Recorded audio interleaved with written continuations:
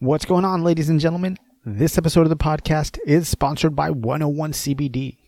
So I know I've told you about how CBDA or raw CBD is more bioavailable to us, which just means that our body metabolizes it with less effort and in less time. I've also talked about how cannabidiolic acid, CBDA, is the acidic precursor to CBD. Basically what happens is when hemp or CBD oil is processed, a lot of times it's heated up, and that heat causes that very therapeutic acid molecule to evaporate off. This is when CBDA is converted into just CBD. That's called decarboxylation, that heating of that burning off of the acid.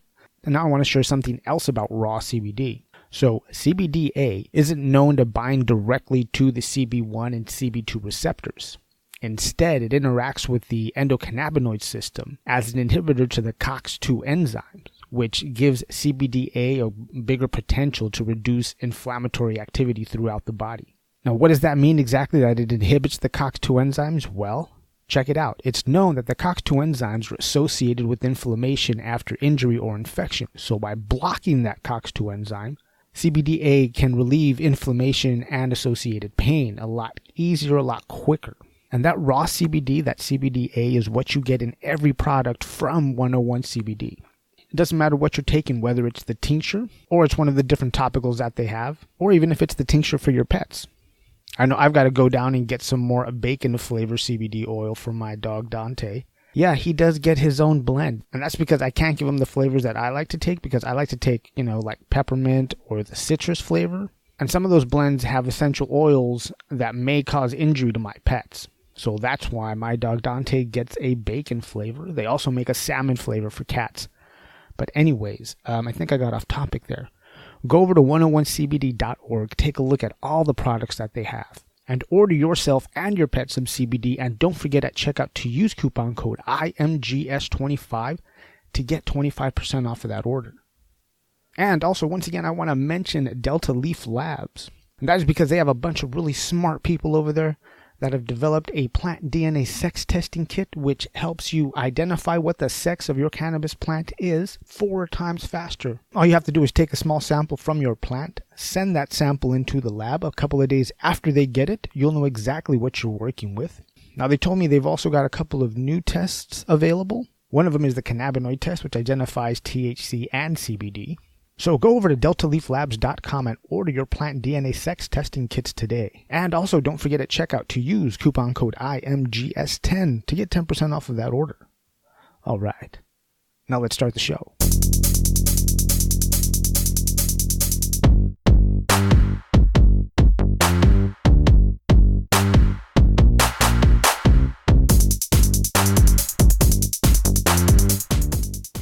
Well, welcome back, brothers and sisters. This is the In My Grow Show, the podcast dedicated to taking the mystery out of cannabis. I'm your host, Alex. And I want to thank you for joining me once again. This is episode 86. Later on, I'm going to be talking a little bit about Michigan and Illinois, since they are getting recreational or adult use cannabis here soon. And later, I'm also going to talk a little bit about a Cannabutter recipe that I want to share with you, and just a couple of tips about cooking with cannabis this holiday season. But before we get to the show, I want to talk about a couple of things. So I was wondering the other day how long it's going to take, and it may already be a reality now, but I'm wondering how long is it going to take for someone to have a psilocybin podcast? Because there's a lot more cities and a couple of states that are thinking about decriminalizing and even legalizing to a certain extent psilocybin, or what do they call those? Let me see if I can get this right. Entheogenic substances, which I guess are just a fancy word for hallucinogenic natural substances. Psilocybin, ayahuasca. So yeah, I was just wondering because, we have Denver that's decriminalized it, and Oakland that's decriminalized it so far. Now, there's like 4 other cities that want to do it that are thinking about doing it. Portland, Chicago, Berkeley, Dallas. Now, decriminalizing doesn't mean that it's legalized. It just means, from how I understand what I've been reading, that it's a really low crime that they're going to be going after. They're not going to be really investing a lot of resources to go after, psilocybin sales. But that brings up another question for me is, okay, if you've already decriminalized it, then you have to start moving towards regulating it, and at the very least regulating if it's sold, right? Or how it's sold. There's got to be some kind of regulation, right? You got to protect people somehow. How would that work, though, especially if it's only decriminalized? Would you have to totally legalize it and then build the framework from there? I don't know. It's a good question, though. If you know, let me know so I can let everyone else know. Send me an email, inmygrow@gmail.com. Another thing that I wanted to mention real quick was last weekend I went to part of the Ojai Herbal Symposium. I got a chance to see James Adams, who teaches at the USC School of Pharmacology, and he had a presentation called The Medical Benefits of Plant Terpenes. That one was really interesting to me. I was fascinated by what he was saying. He is really animated and he does kind of yell at the crowd a lot. But, I mean, if you get past all that, it was a lot of great information. The other presentation I saw that Saturday was the first part of Combining Herbs and Essential Oils, Principles and Formulas. And that was put on by David Crow, who is a licensed acupuncturist, and Floracopia. I don't know what a Floracopia is. But he also had a lot of great information. He was really talking about how people should really be careful when they're using essential oils because, yes, they are natural, but they also have a lot of room to hurt people, especially since there's a lot of really bad information out there about how to use essential oils, because that's one of the really big health kicks right now is how good essential oils are for you for all kinds of diseases. But there's also a lot of really messed up information out there. A lot of people giving the advice to put them straight into your nose or straight on your eye. And no, don't do that. Don't put essential oils in your eyes. You're going to go blind that way. But anyways, that was a really great presentation that he put on. And on Sunday, I got a chance to see my buddy, Dr. Jake Felice. He gave a presentation on the endocannabinoid system. He was nice enough to let me videotape that, and I went ahead and put that presentation up on the YouTube channel. So if you just search in YouTube, In My Grow Show with Alex, the YouTube channel for the show should come up. Do me a favor while you're there, hit subscribe, because I need more subscribers to get a different URL for the show channel. But anyways, yeah, that presentation of Felice is up there, which is really good to see because I know me and him have gone over the endocannabinoid system on the show, but that presentation that I recorded, it's more of like a linear explanation, of more of 1, 2, 3, this happens and then this. Whereas when me and him talk about it, it's kind of scattered. We start out talking about the endocannabinoid system, but then we kind of drift off into other things. Go over there, check it out. It's pretty cool. And I want to give a big thanks to Lanny Coffer and the Ojai Herbal Symposium for having me out there, giving me the opportunity to sit into some of these presentations. Thank you, Lanny. I appreciate that very much, brother. Now, let's get on to the strain of the week. And today, I'm going to talk about the Lava Cake, which is a 70-30 Indica cross of the Thin Mint Girl Scout cookie and the Grape Pie. Now, as you can imagine, since it was an Indica, it was highly relaxing. It is not a daytime strain. This is not a daytime flower for you. Since it is so heavy in Indica, it's an unwinding kind of end of the day. I've got nothing else to do kind of flower. It's got this really beautiful, sweet, like sugary aroma and flavor to it. It's also got this fruity cherry pie almost, which is what I like because I like a fruity bud. This flower is also a great choice for anyone who, just needs to de-stress and relax for that anxiety. Beautiful choice. So when it's time to relax, and if you see the Lava Cake out in the wild, go ahead, pick yourself up some. It'll do the job for you. Now, let's talk a little bit about what's going on in my social media. And I want to talk about something that's really personal to me. My brother-in-law, Matt, is putting on a Relay for Life fundraiser. And this is to help out the American Cancer Society. And he's doing it in memory of his stepdad, Rick Maines, who is also my father-in-law. And sadly, we lost him to cancer a few years ago. And Matt's goal is to raise $1,000. He's not there yet. So do me a favor. There is a link in the show notes. So go ahead and click on that. Go to his fundraiser page. And throw a few bucks his way, man. $20, $50. I'm sure all donations are appreciated. So yeah, do me a favor. Let's help Matt reach his goal. So the other thing I wanted to talk about is that I subscribe to the Marijuana Business magazine. And it's an okay magazine. I wish the articles were a little more in-depth. And I also wish it wasn't so ad-heavy. Because it's like for every one article, it's like 4 or 5 pages of ads. But whatever, I get it. You got to sell ad space. So as I'm looking through it, I see an ad, and one of the taglines says, fully licensed cannabis cultivation, manufacturing, and distribution facilities in Los Angeles County. So I call the number at the bottom, and I talk to this really nice lady called April Barlett. And basically what it is it's these 2 commercial properties in LA. And yeah, they're already zoned and licensed and ready for any cannabis company. Like, let's say if I had my own company, I could just, lease them and move right in as long as I had my own, license. So one of the roadblocks that the cannabis industry runs into out here in California is, one, finding a town that allows the cannabis industry to be there. And then after you find that, you have to find a property owner who wants to rent you their property, or find a property that's already zoned for cannabis industry use, whether cultivation or manufacturing, whatever it is. And these commercial properties just kind of, make it really easy. It's almost turnkey from the sounds of it. Let's see, one of those properties is called the Selectabis Fox Field, and the other one's called the Onion Plant. But anyways, man, thought that was cool. Somebody really ambitious said, hey, let's just put these properties out there. And good for them, I hope they're really successful at it. I hope all the properties get rented. All right, now let's move on to the report from the Cannabis Frontline. And we're going to start over at NORML, that is normal.org. Go over there, get informed, and then become a member. And the title reads, Bill to End Marijuana Prohibition Passes Key Committee. It starts off, for the first time ever, a congressional committee has approved a piece of legislation to end marijuana prohibition in the United States, the Marijuana Opportunity Reinvestment and Expungement Act, also known as the MORE Act, would remove marijuana from the Controlled Substance Act and impose a minor excise tax on the legal cannabis industry to pay for the expungement of criminal records. And that, my friends, is truly good news, because it just means we're one step closer to having cannabis removed from the Controlled Substance Act and descheduled, which is what I really think we need. I don't need the government to set any kind of national cannabis laws or anything like that. I just need the government to take it off the Controlled Substance Act and deschedule it. That's it. Every state can figure out what they're going to do with cannabis from there. That's all I need. That's all I'm wanting. So now the question is, how long is it going to take for that second vote and then to become law or to be descheduled? That's the question. I don't think they'll get to it this year. I mean, it'd be surprising, but I doubt it. Maybe early next year, hopefully. Because the holidays are coming up. They're going to break soon for the holidays. The government is. And then nothing gets done. I mean, nothing gets done anyways, but... All right, let's move on.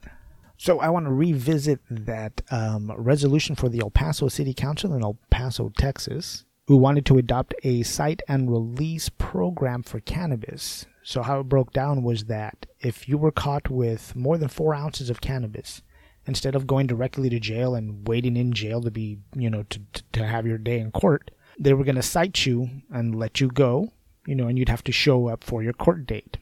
Which I think is a good idea, because it gives you as the individual, me as the individual, an opportunity for us to find our own counsel for our own defense. Instead of just, putting that burden on our family members, wives, mothers, brothers, sisters, whatever it is. I thought that was really cool.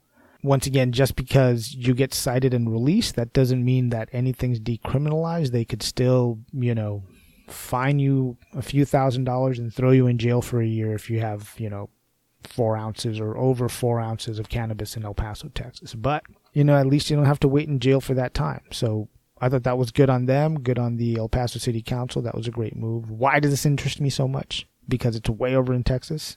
Because, I spent my high school years, my teenage years in El Paso, man. So, yeah, kind of just wanted to see how it went for them. I'm glad to see it, man. That's awesome for them. Good for them. And the last thing I want to talk about in the report from the Cannabis Frontline has to do, just mostly with cannabis in California. So get ready, folks. Next year, it's looking like taxes are going to go up for cannabis in California. What does that mean exactly? Well, that means that cannabis is going to get a lot more expensive in the legal market out here in California.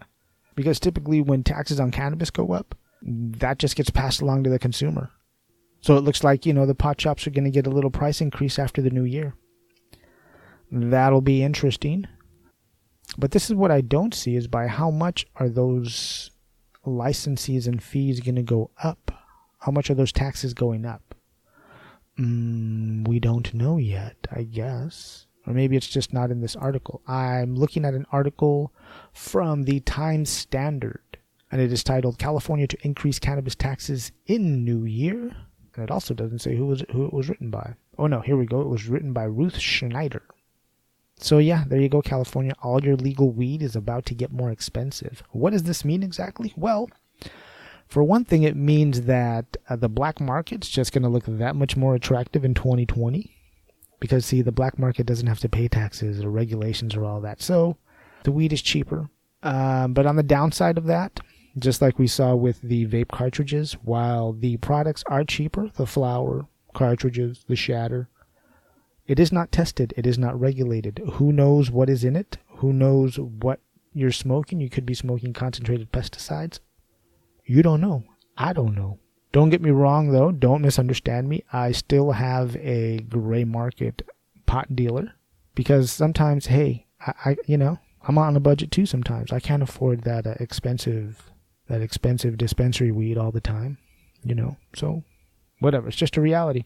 So, there you go. That, my friends, is the report from the Cannabis Front Line. So now I want to talk a little bit about Michigan and Illinois and the fact that they're about to get recreational or adult use cannabis real soon. Michigan, I believe, gets it in a few days next month in December, and Illinois, I believe, starts it, I want to say in January, but I'm not sure about that. I think I read somewhere that they're going to start February 2nd. But anyways, very soon after the first of the new year of 2020, Illinois will also get recreational cannabis. Now, a couple of days ago, I got a really interesting phone call from a really close friend of mine. He is a cop up in Illinois. I forget what town he's in. Old friend of mine, known him my whole life, literally my whole life. Okay, we were both born in Illinois. He's still there, still living with snow. But he's a cop. And since they're about to get legal weed, he kind of reached out to me with some questions. So I just wanted to run through some of the things that states that have legalized recreational cannabis have seen. What is the first thing that's going to happen in the legal market in Michigan and in Illinois, because it's happened in every other market that went to recreational, is that you're going to run out of weed. That's right. You are going to grossly underestimate how much legal weed you need. You're going to run out a lot faster than you thought you were. And usually when this happens in the States, they had to, pass some kind of emergency regulations to allow cannabis from other states to come in and fill that void. Because if you don't have it, guess what? The black market does. And they are more than willing to fill that void. Another thing you're going to notice, which is a really positive thing, is opioid use is going to go down. Just depending on where you're at, how much it's really going to impact. It all depends on how much of the opioid crisis is really affecting your community. But yeah, that opioid use is going to go down, both illegal opioid use and prescription. A lot of people who get drawn into opioid use, or at least habitual opioid use, get brought there through pain management because they're just living in pain. So you're going to see some of those numbers go down, which is a good thing. Now, from all the research that we've gotten back from states that have recreational, okay, you're not going to see a significant increase in property crime. You're not going to see a significant increase in underage use. Those are going to kind of stay the same. If you do see an increase in property crime, it's going to be in the type of crime of people basically breaking into other people's homes to steal their home grow. Especially if they're really obvious, putting up greenhouses somewhere. You need to have some kind of security if you're putting up a greenhouse somewhere, okay? People are going to come in and rob you. That kind of property crime you are going to see go up a little bit, but it winds up kind of leveling off when it's not such a novelty anymore, because that first year, those first 2 years, everyone's like, ooh, yay, cannabis is everywhere. But after it normalizes, then those numbers will kind of even out. At least that's what we've noticed in states where they've legalized. Also, property values in neighborhoods where there are legal dispensaries, they don't go down. A lot of people like to scare property owners by saying, oh, a cannabis dispensary is going to bring your property value down. That's not true. We haven't really seen that. So that just seems like a scare tactic that people are using. Here's one thing you are going to see an increase in, and that is the number of people that are going to the emergency room for taking way too much cannabis, for getting way too fucking high. Mostly that's going to be around people who start to do dabs or concentrates and people who are doing edibles. A lot of people assume that when you eat THC, it's going to affect you the same way as when you smoke it. That isn't true. When you eat THC, since it is going through your liver, it's being metabolized, it turns into 11, instead of being delta 9 THC, it turns into 11 hydroxy THC, which depending on the individual can be something like 5 to 20 times more potent. And it's going to last a lot longer. When we smoke a joint, that's going to last anywhere, from, 45 minutes to an hour and 15, hour and 20 minutes, When we eat cannabis, that's going to linger in our bodies for a lot longer. And because of that, you're going to see this increase in emergency room visits and 911 calls. Now, don't worry about it. If they're only on cannabis, if they're only on pot, they're not going to die. No one's ever died in the history of marijuana and human history. No one's ever died. No one's ever OD'd. Okay? I think the lethal dose is like 115 pounds that you have to take in within an hour. So yeah, you're not going to die from it. But if you're not used to it, you are going to freak the fuck out. And I say this because my cop buddy in Illinois, he had some concerns because they're capping their edibles at 500 milligrams. Now 500 milligrams to me sounds like a lot of fun. 500 milligrams of THC to me sounds like a very almost hallucinogenic kind of trip. That is a lot, 500 milligrams. Especially for someone who is new to cannabis. If they take the whole 500 milligram of whatever chocolate bar, they're going to have a really bad time, and it's just going to turn them off completely from using cannabis for anything. And they're going to tell all their friends that it sucked for them. So like I always say, if you're new to cannabis, you're going to take an edible slow and low, a little bit at a time, just to see how you're going to react to it.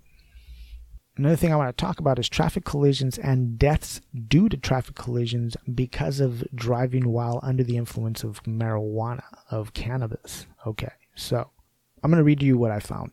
It says, in one U.S. Department of Transportation study, researchers found that drivers who were drunk were more likely to drive faster, weave out of lanes, and take more risks. At the same time, it found drivers high on marijuana drove slower, generally only weaving in their own lane, and following other drivers at greater distances, attempting to compensate for the subjective effects of using marijuana. So what that's basically saying is that being under the influence of marijuana while driving is not the same as being under the influence of alcohol when you're driving. When you're under the influence of alcohol when you're driving, you tend to take more risks. You tend to drive faster.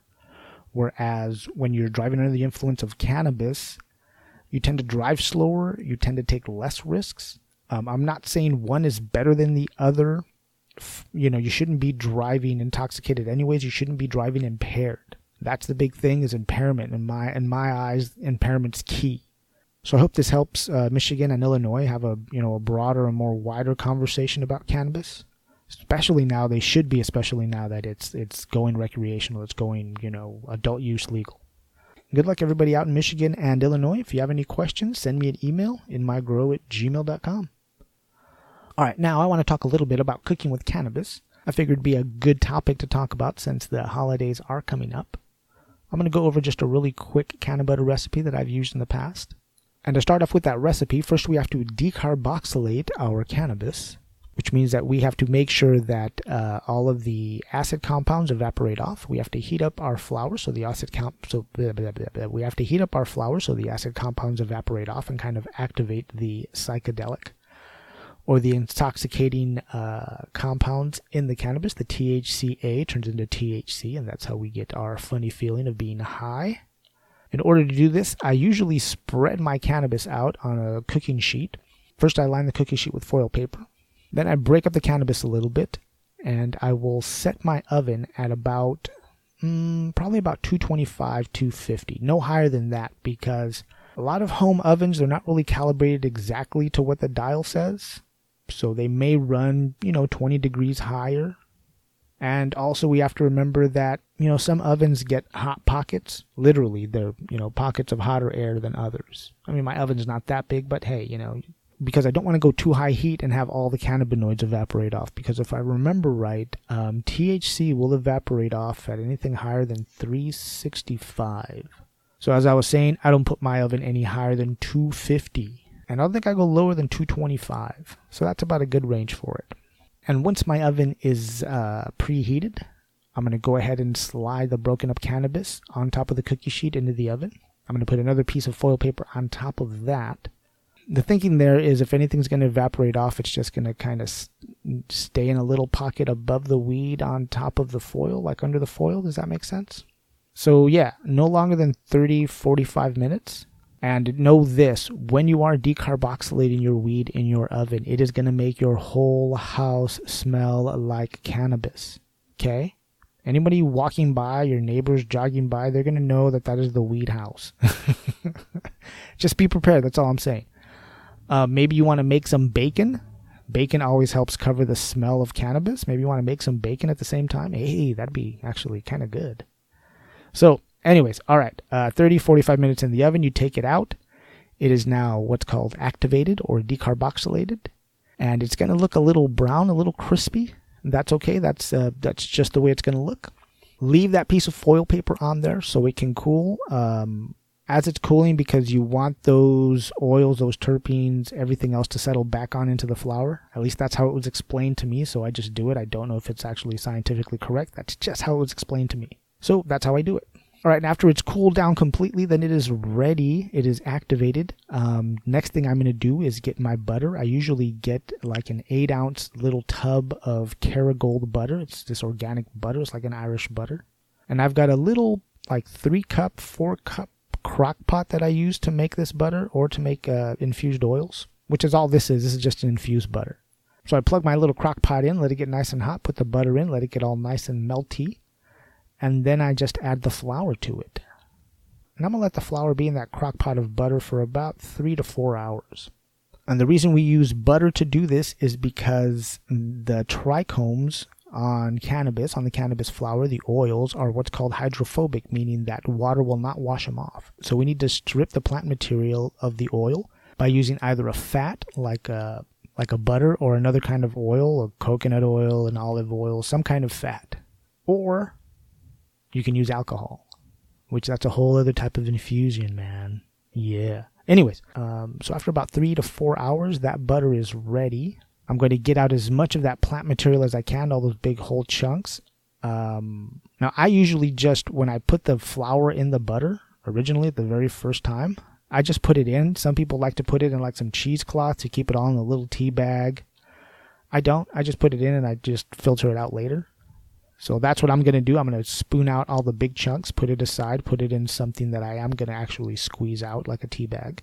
And I'll use either a turkey baster or some kind of big syringe to get the butter out to help filter it also. And I'm going to filter it through either some cheesecloth also, or I've also used a couple of times some coffee filters. That works pretty good. Now you're going to see at the bottom of that crock pot like this white fluid, and that's what's called milk solids. That's how it was explained to me. I'm not really interested in making sure that that makes it into the butter also. And that's because it doesn't really solidify once it cools. It stays liquidy. It's like this weird kind of butter water that's at the bottom of the tub. Don't get me wrong now. Since it's at the bottom of the tub, I still put it on my toast. I mean, I figure it's got to have some THC in it, right? But, yeah, it's just this like little white liquid. You know, it doesn't really matter. Somebody once explained whether it's good or not to me. I wasn't paying attention. So, I don't know. Look it up. And once I filtered all the butter, taking it out of the crock pot, I filtered it out. I'm going to put it back in the little tub that the original butter came in, put that in the fridge, let it solidify up. And that is the simple version of how I make a Cannabutter. Now, there's a long version, and I'm going to tell you about it. And I got this from Jeff the 420 Chef. One extra step that he does is that he actually like soaks his flour, his bud, because the soaking helps pull out a lot of the chlorophyll that's still left in the bud. And since the trichomes are hydrophobic, the water's not really washing off any of the oil, any of the trichomes. But it is pulling out a lot of chlorophyll. And I've tried this before, a few different times. I've tried it with bud that I've gotten from a pot shop. And it came out like, when you're making sun tea, it came out like that the first day. Because I usually leave it in there for about 24, 36 hours, you know, just soaking to get all that chlorophyll out. Because the more chlorophyll you get out, the less of a hay taste you're going to have when you make your edibles. Sometimes you have that really grassy, really hay taste when you make edibles. It really tastes like plant material. That's because there's a lot of chlorophyll still in it. And soaking it helps pull it out. Now, the only pain in the ass thing about soaking the bud is that you have to drain it and then dry it before you decarboxylate it. So I would encourage you to look for Jeff the 420 Chef and his video on how he does it, because he explains it a lot more easier than I could do it right now. But yeah, it's a trip if you choose to soak your bud before you make edibles with it. It does come out cleaner. It does help with the taste. I'll totally admit to that, but it is an extra process. All right, now the next question you're probably asking is, well, how do I measure out a dosage? Okay, here's the easiest way I can tell you how to figure out your dosages. And this works especially easy if you get your pot from a cannabis shop. The reason for that is because in order for you to figure out the exact dosage of how much THC you've got in that tub of butter, you have to know how much THC is in the flower that you put in it. All right, so let's say you used 1/8 of cannabis of the lemon jack that you got from the pot shop that came in at 20% THC. Okay, remember that, all right? So here's a little bit of math formula. So 1 gram of cannabis is equal to 1,000 milligrams, okay? And those 1,000 milligrams, if your cannabis is 20% THC, that means you have 200 milligrams of THC, okay? Get that? All right, so now here's the formula. Let's say, for example, in that Cannabutter we just made, we used 1/8 of cannabis, which is 3.6 grams, okay? Which is what? Yes, 3,600 milligrams. That's right. So since the weed that we used had 20% THC, okay, we divide 3,600 by 20%, and that gives us 720 milligrams. Okay, so that means in that butter, in those 8 ounces of Cannabutter we just made, there are 720 milligrams of THC. Now you're ready to start cooking with it. You know, let's say you're about to make some cookies and you need to use tablespoons, and you need to figure out how much THC is in a tablespoon of butter that you're about to use. Well, you know, that's easy. You find out how many tablespoons are in 8 ounces of butter, which there's 16 tablespoons in 8 ounces of butter. Then we divide, 720 by 16, and you get 45. So that means for every tablespoon of butter, there are 45 milligrams of THC. And that's the simple formula that I use to figure out the dosage in the butter or the oil that I'm going to use if I'm going to use it for cooking. All it takes is a little bit of math and some patience. If you want a copy of this formula, just send me an email at inmygrow@gmail.com or find me on Instagram at inmygrowshow. And no problem, man. I'll send this out to you. Maybe I'll just put it up on the website. Wait, is it up on the website yet? I don't know. I'll check it out. If it isn't and you've checked, just let me know. I'll send it to you, no problem. Well, brothers and sisters, guess what? That is the end of my notes, which means that's all that I have to share with you today.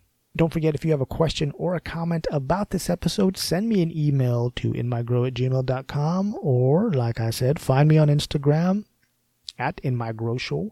You can also find me on the Cannabis app at Alex Robles. Now, just a reminder, if this episode has entertained you, educated you, or even given you a little escape from your day, do me a favor, go over to patreon.com/inmygrow and leave a financial donation. That money just helps me pay for different hosting fees, buy equipment, and it just makes it easier to keep the show going. If you don't want to leave a donation at Patreon, go over to inmygrow.com, click on the Support the Show tab, and you can buy a beautiful t-shirt. It says the In My Grow Show on the front. It says Grow, Learn, Teach on the back. If you don't want to do either one of those things, then do me another favor. Click on the Amazon link at the top of the show notes before you go shopping at Amazon, because that just lets them know that we sent you and the show gets a commission. And once again, if you can't support the show financially, don't worry about it, but here's how you can help. Subscribe to the podcast wherever you're listening. Then go over to inmygrow.com, subscribe to the website. Then go over to YouTube, search for In My Grow Show with Alex. Subscribe to the YouTube channel because I also need more subscribers to get a different URL for the channel. And then after you do all that subscribing, go ahead and let 3 other people know how good this show is. That's it, real simple. Oh, one more thing I wanted to mention about if you're actually going to be cooking with cannabis. Do me a favor, while you're putting together that meal, think about also putting out some kind of infused CBD fruit or some CBD oil out there for everybody, because you don't want to load people up with a bunch of THC and get them really high and then expect them to get in their car and drive away. CBD, we know that it helps dampen the effects of THC. It helps take down the feeling of anxiety and being high. It's not going to completely sober you up, but it is going to help you kind of level you out and not be so high, especially as you're eating THC and cannabis. Another suggestion I have, see, all this stuff comes to me just at the end. Another suggestion I have for that meal is set a limit, set a THC limit, of what the whole combined meal is going to be, 15, 20 milligrams. Again, you don't want to dose people too much because people react to THC differently. We're all different. What's good for me may be too much for somebody else and vice versa. Okay, now, with all that said, have a safe and awesome Thanksgiving with your family. I love you very much, and remember to always grow, learn, and teach.